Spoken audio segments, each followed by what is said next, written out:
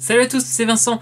Vous êtes sur Vincent Quête. Aujourd'hui, je vous parle des grandes dates de l'Europe. L'Europe politique, l'Europe économique, ça va ensemble tout cela depuis 1948. C'est une vidéo synthèse, un résumé. Et je vais faire des vidéos sur chaque date. D'ailleurs, il y en a déjà de fait. Vous avez dans la description le lien vers une playlist avec toutes les vidéos sur l'Europe sur ma chaîne YouTube. N'oubliez pas de liker et de partager cette vidéo si ça vous a plu et si vous avez appris des choses.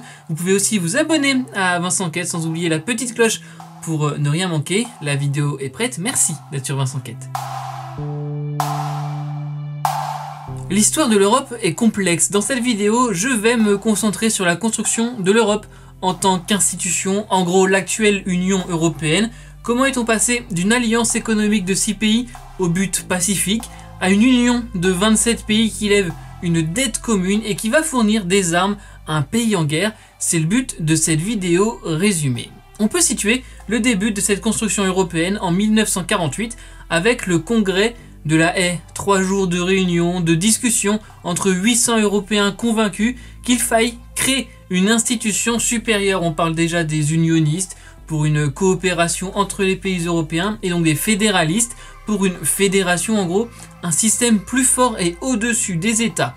1948, petite parenthèse, c'est aussi l'Organisation européenne de coopération économique qui initie un processus de construction européenne. En 1949, le traité de Londres institue le Conseil de l'Europe qui siège à Strasbourg. Il n'a aucun pouvoir, attention à ne pas confondre avec le Conseil européen. Le Conseil de l'Europe, c'est en fait une organisation qui vise à mettre en avant la démocratie, les droits de l'homme et la paix. Le 18 avril 1951, date à retenir, est signé le traité de Paris qui institue la CECA pour Communauté européenne du charbon et de l'acier. Tout commence en 1950, 5 ans après la fin de la Seconde Guerre mondiale, avec l'appel du français Robert Schuman à mettre en commun les productions françaises et allemandes de charbon et d'acier, 2 éléments nécessaires à la fabrication d'armes. Le but, faire en sorte qu'il n'y ait plus aucune guerre entre les 2 principaux pays du continent européen et créer de très forts liens économiques entre les 2 pays. 70 ans après, on voit qu'en fait, ça a très bien marché.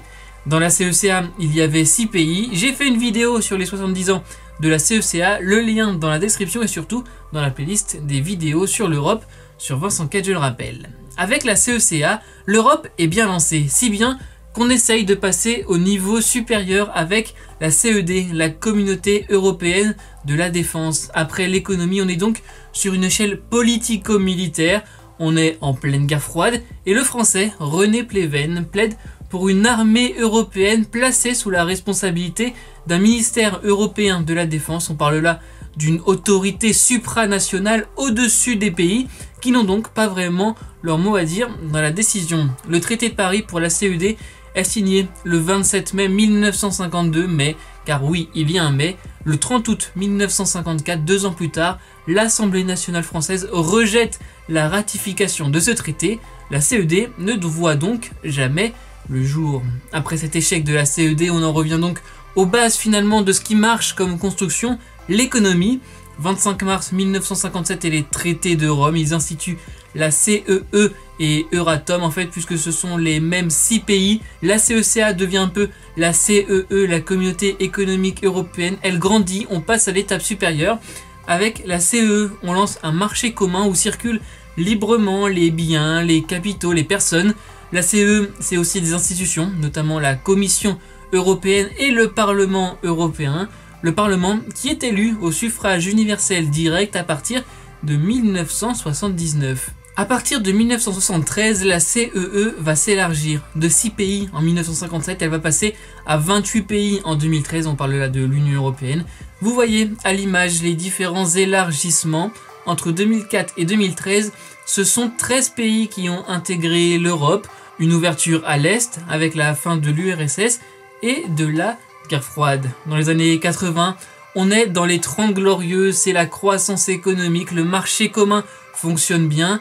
La CEE se construit toujours et cherche un peu son modèle avec une ligne directrice, l'intégration. Exemple numéro 1, l'espace Schengen, ça date de 1985, de 1995 aussi. C'est en fait aujourd'hui 26 pays, dont 4 ne font pas partie de l'Union européenne, où on circule librement, sans contrôle, aux frontières. Exemple numéro 2, en 1986, est signé l'acte unique européen. Il est porté par le français Jacques Delors.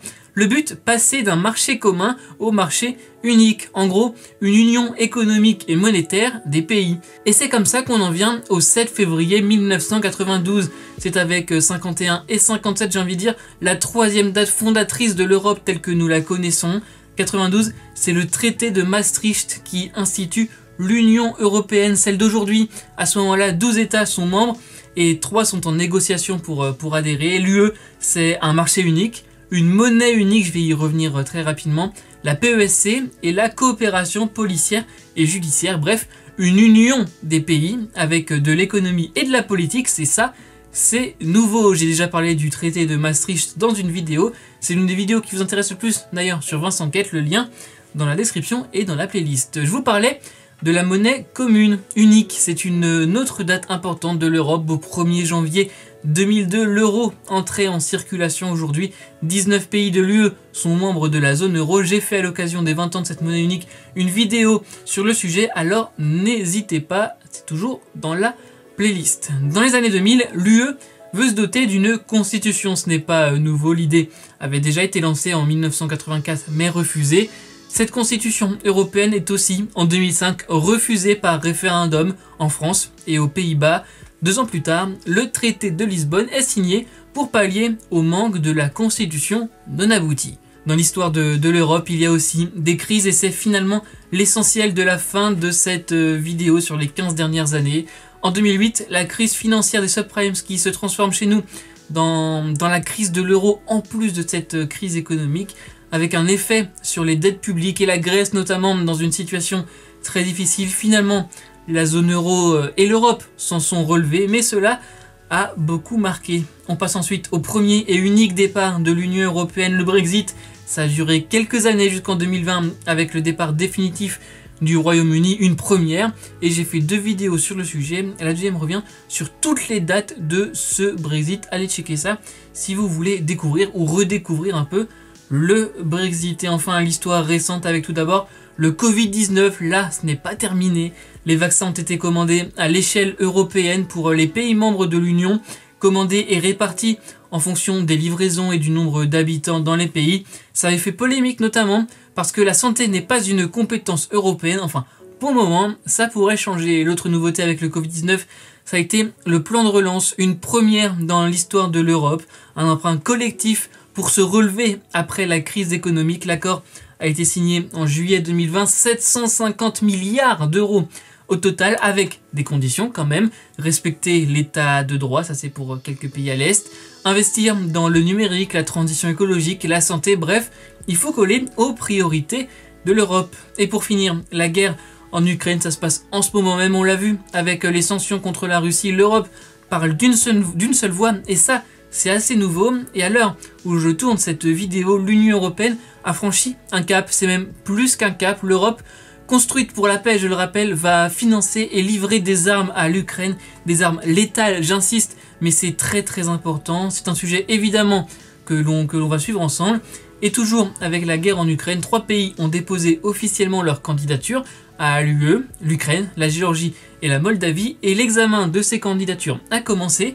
En tout cas, ça prend du temps. Allez, un dernier mot, je vous ai préparé il n'y a pas si longtemps que ça un question de culture sur l'Union européenne. Question de culture, c'est mon jeu sur Vincent Quête où on s'amuse et on apprend. Avec cette vidéo, vous allez pouvoir réviser tout ce que vous savez sur l'Union européenne et même un peu plus. C'est donc la fin de cette vidéo. Merci les amis d'avoir été au rendez-vous. On s'abonne, on like, on partage. Je vous retrouve chaque semaine avec des vidéos inédites. J'espère que vous serez là. Sur les réseaux sociaux, on se parle quand vous voulez. C'est @VincentQuête. N'oubliez pas, soyez heureux, restez curieux.